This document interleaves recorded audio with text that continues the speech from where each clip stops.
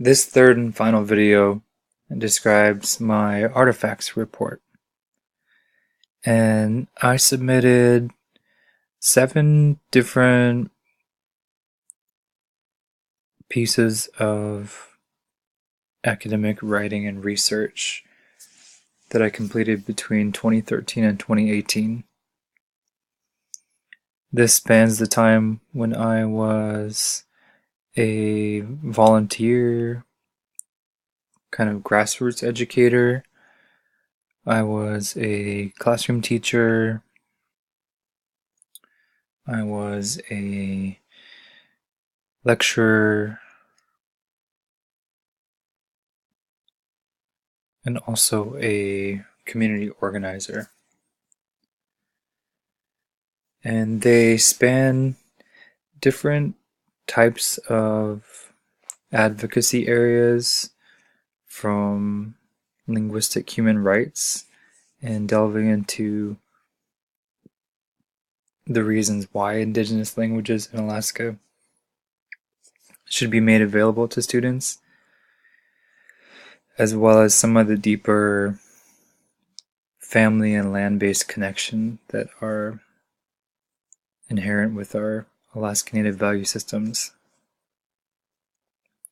I also explore the linkages between positive self-esteem and personal pride and ownership through the language learning journey, which is very personal. And there are several attitudes that I find to be fascinating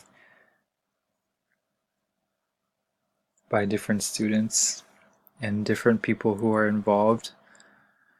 Again, there's no one way to bring back a language into everyday use.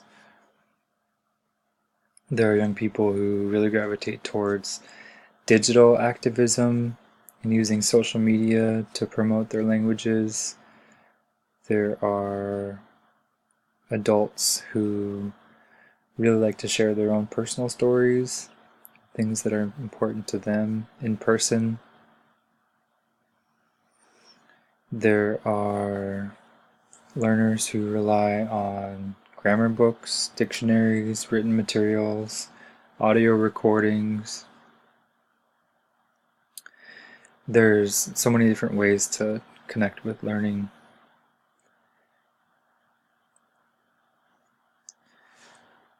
So to describe a little bit about the different types of content I created that I've included in this report, there's a research paper where I was tying Alaska Native cultures and being able to practice them as a social justice issue.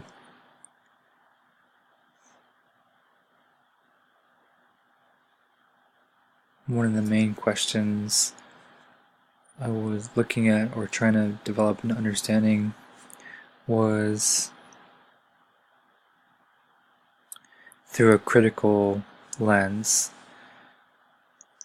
and looking at ways to improve educational outcomes. This is one of the cases where I use my own personal journey and struggles as an example.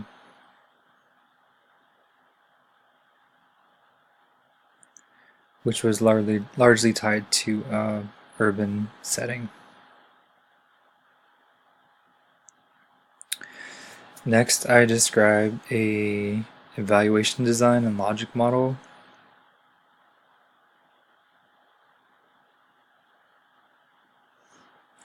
And this was centered on the research question, how can Alaska Native epistemologies contribute to growing an indigenous succession planning culture through community-based participatory research that is inclusive? So it was really trying to be co-created and designed in such a way where the participants would help design the research,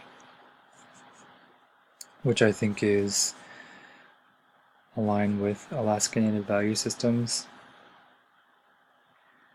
And the topic was fairly unique: transition planning.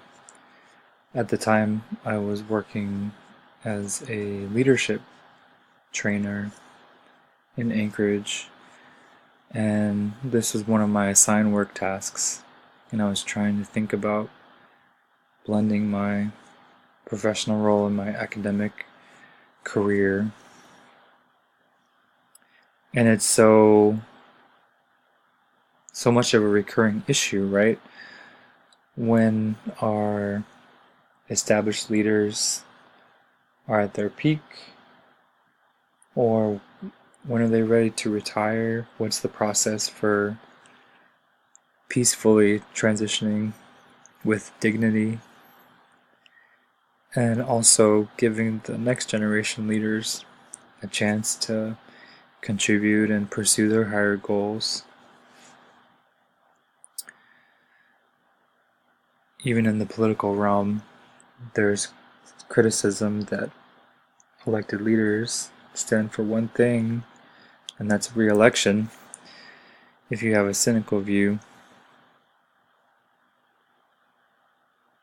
I was also hoping to be inclusive of tribal leadership roles and community leadership roles in my thinking.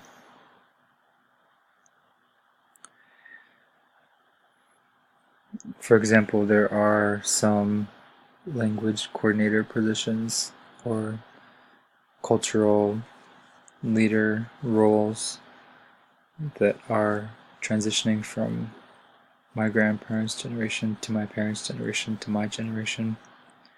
And what are some of the ways that happens in a good way? Next, I wrote about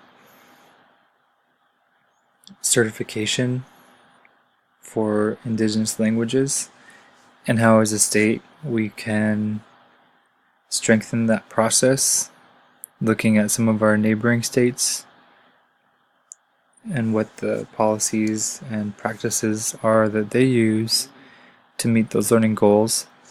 Sometimes they're in the form of policy changes, sometimes they're in the form of establishing partnerships and specific offices within state government.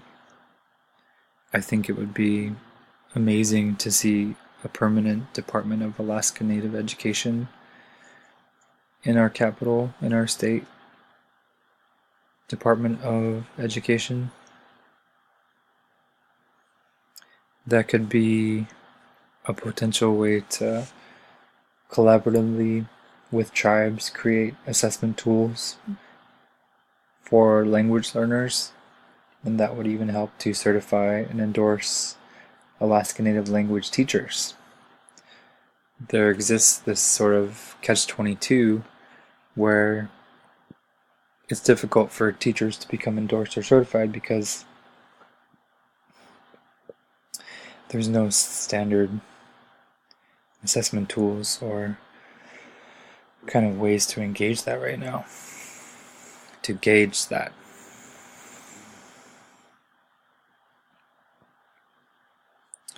And this is based upon some of my experiences when I worked in the Capitol, as well as advocating as a community member. I also wrote a civic action curriculum for F.E. Cochran Charter School here in Fairbanks within their social studies.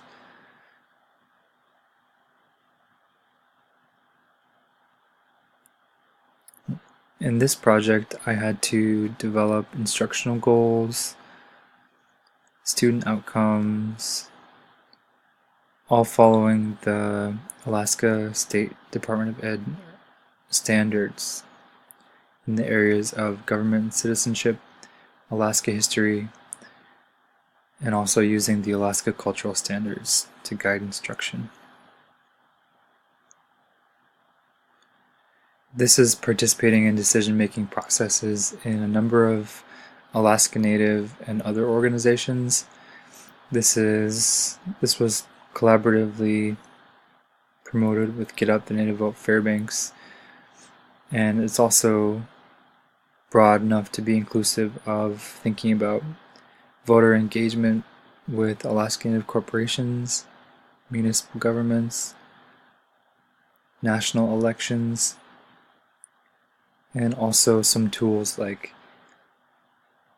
respectful debate, mock elections, and other topics that relate to contemporary issues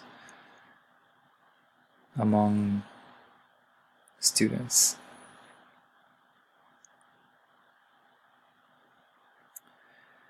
Next, I pursued a weaving of intersecting policy issues with my own personal narrative of my family.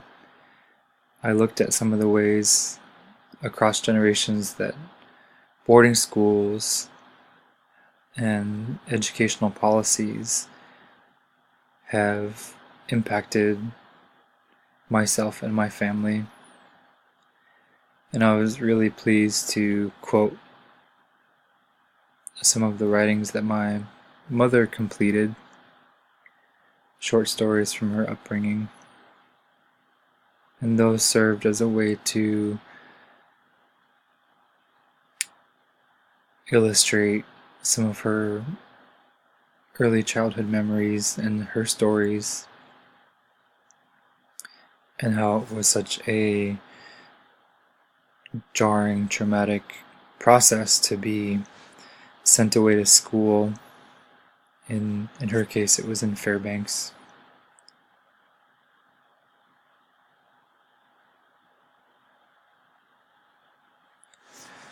One of the creative projects that I was involved with that I've also included is a digital e-portfolio website, which is broken up into several sections, and I followed a template that was outlined in the course where I reflected on my own worldview and perspective as an Alaska Native community member and student at UAA.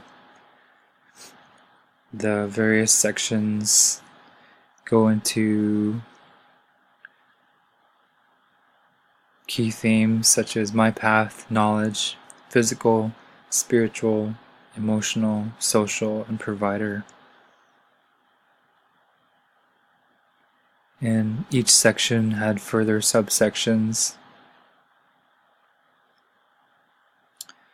One example under emotional, I chose to discuss topics of healthy coping skills and my own personal sense of self-worth. I also included references and photos to work that I've done professionally in the schools and also as a member of the community, such as harvesting food.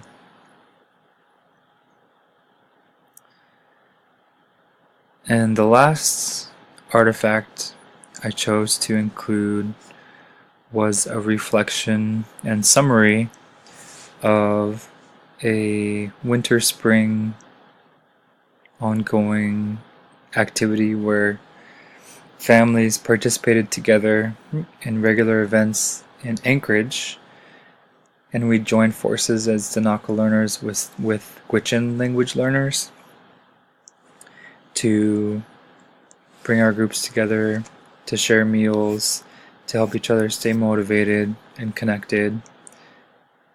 And we met at the Alaska Native Heritage Center. And then throughout the week, and then we culminated in a weekend-long intensive in a Danaka Gwich'in house.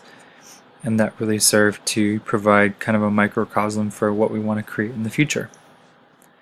And it was a way to train new language instructors and give each of us experience to catalyze learning among our families and others. And those are the topics I covered across my artifacts.